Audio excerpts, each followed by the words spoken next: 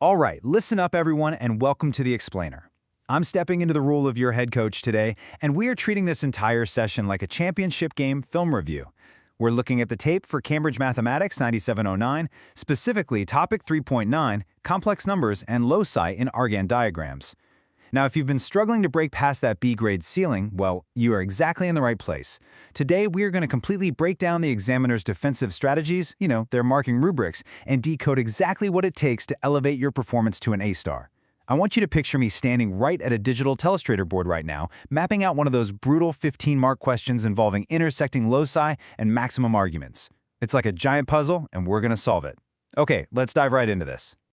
Take a look at this quote. This is pulled straight from the Cambridge academic benchmarks. Top-performing students exhibit connected, conceptual understanding transferable to unfamiliar contexts. Now, what does that actually mean for us? Well, this right here is the ultimate championship standard. It's not just about memorizing some algebraic formula, it's about knowing how to run the play even when the opposing team completely shifts their defense. If you want that A-star, you literally have to take what you know about Argand diagrams and apply it to a scenario you've never even seen before. So here is our tactical playbook for today. First, mastering core principles. Second, the method mark strategy. Third, critical evaluative analysis. And finally, the top 3 examiner alerts. All right, moving into Zone 1, mastering theoretical core principles. Let's set our foundation. What's really fascinating here is the heavy emphasis on integration. Topic 3.9 requires logical, structured reasoning, precise definitions, and causal relationships integrated with other syllabus areas. To help us visualize how this plays out on the field, I want to introduce you to 2 players on our game tape today, Alex and Sam. Now, Alex is our heavy defender, right? Alex has memorized all the rules, but kind of lacks speed and fluidity when asked to geometrically interpret an algebraic locus.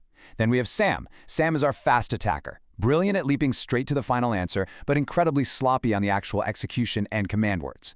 Here's the truth. Neither playstyle alone wins the championship. The principal examiner reports actually highlight that candidates who reference cross-topic connections achieve significantly higher marks. You need Alex's structure, but you also got to have Sam's vision.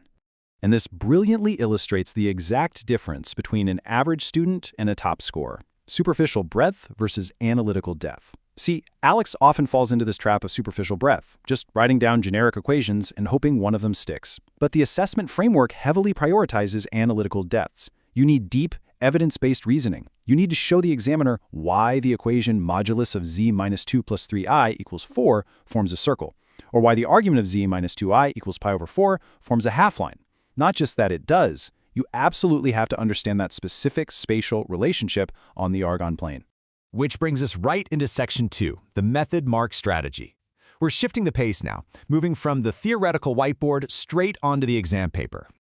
Okay, so the crucial point here is understanding how the scoreboard actually works.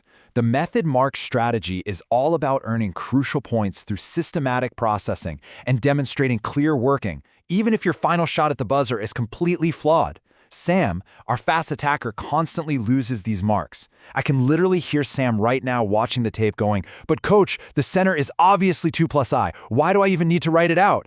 Well, because examiners reward the procedural sequence. Showing the substitution z equals x plus iy and grouping your real and imaginary parts, that is your step-by-step execution. And your execution of the play is just as important as the final answer. So let's look at the 5-step systematic processing sequence that you must drill into your muscle memory. Step 1, deconstruct the question.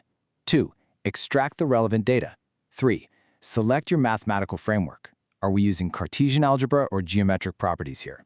4, execute your analysis with crystal clear working. And 5, verify the results and present them with the correct terminology.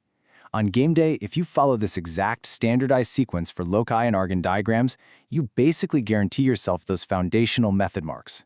That keeps your score high, even on the absolute toughest questions. Let's keep the momentum going and move to Section 3, Critical Evaluative Analysis. This is the zone where top-scoring candidates really separate themselves from the pack. All right, tweet, timeout, coach's intervention, right here. We're at the halftime adjustment. If you want to stay at the top of the league table this exam season and keep getting these advanced tactical breakdowns, make sure you subscribe to Ace the Exams @AC Exams and enable all notifications right now. Got it?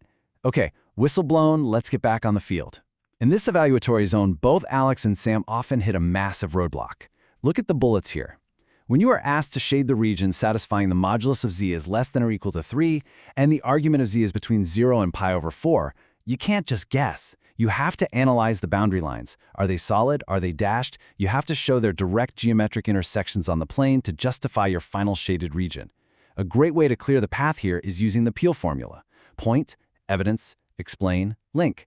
State your geometric point, provide the mathematical evidence, explain the intersection, and link it right back to the shading prompt.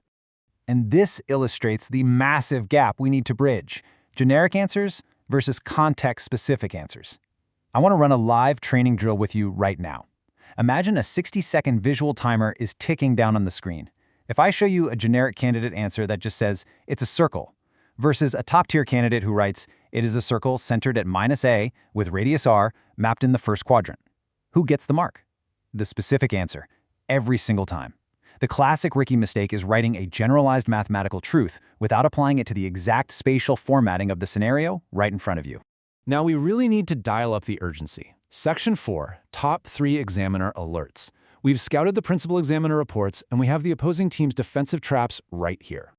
Listen to me. There are exactly 3 critical mistakes causing students to stumble repeatedly in topic 3.9. No more, no less. 3 big ones. Let's break down these common penalties in a quick spot the penalty drill. Number 1, confusing a full line with a half line for argument loci.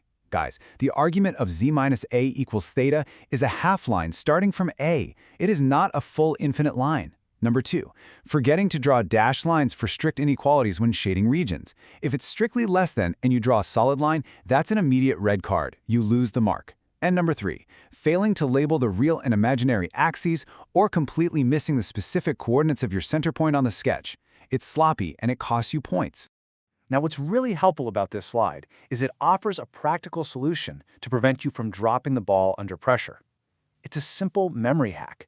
Create a mnemonic using the first letters of key terms to lock in the formatting rules before you even walk into the exam hall. For example, for your procedural framework we talked about earlier, deconstruct, extract, select, execute, verify. DESEV. Just find a phrase that works for you and drill it until it's completely automatic. So I want to pose this high-stakes question to you right now as your coach. Look back at your recent practice papers. Honestly, are your answers actually specific to the given scenario? Be real with yourself. Because if you are just repeating textbook definitions of loci without adjusting for the complex variables the examiner gave you, you are playing right into their defensive traps. All right, the crucial takeaway from this championship recap is this. If you combine Alex's rigorous structural defense with Sam's fast-paced analytical execution, you build an optimized absolute full-mark answer string.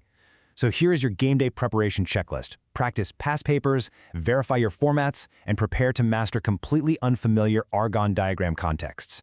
Do not let the examiner dictate the pace of the game. Execute your mathematical strategies, secure those method marks, and conquer the rubric. If you found this playbook valuable, I need you to hit subscribe on Ace the Exams, click that notification bell, and leave a comment below telling me your current tier and your goal grade. All right, I'll see you on the practice field. Catch you in the next explainer.